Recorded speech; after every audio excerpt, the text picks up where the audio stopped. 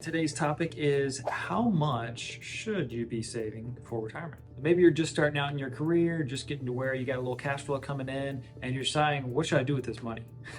Should I pay down debt? Should I save for a home? Should I save for retirement?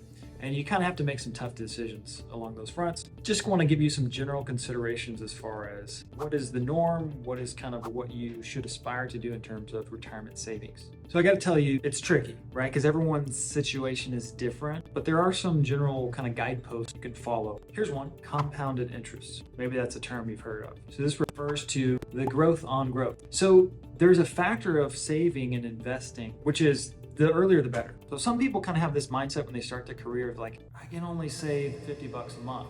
It's really not worth it. I'll just save later when I have more income, I can save more. That is a little bit fallacious because of this concept of compounded interest.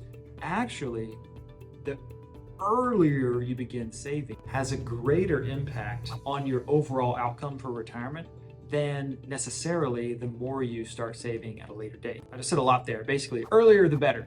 Even if you can only just save a little bit, do so. The other concept maybe you're wrestling with at this point in your career is, hey, I also need to pay off some debts. I get it. Keep in mind what I just mentioned though about saving earlier the better, right? So you're juggling two things at once. You do want to pay down debt, but you also do want to save as much as you can. In an ideal world, you do both, right? But if you have to make a decision, try and save some a little bit, but then also look at your debt.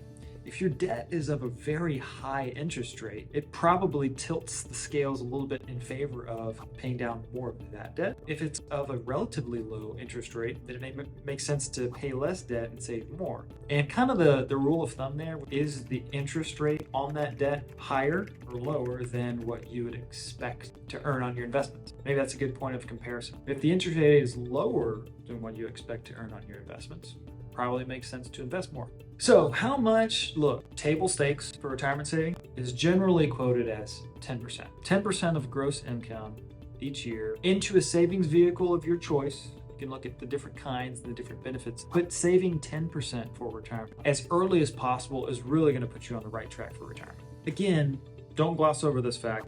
Everyone's situation is different. Okay, so hopefully this information is helpful to you, but at the end of the day, you have to ask yourself, well, if you're trying to retire sooner than a typical 60 to 65, obviously you need to be saving more than 10%. Now, if you can't save 10%, still save what you can. Compounded interest is going to work on your behalf. If you could save more than 10%, by all means, you're probably on track for an even more accelerated retirement. So the next question is, where do you save it? 401k, IRA, non-retirement account. There's different account types out there.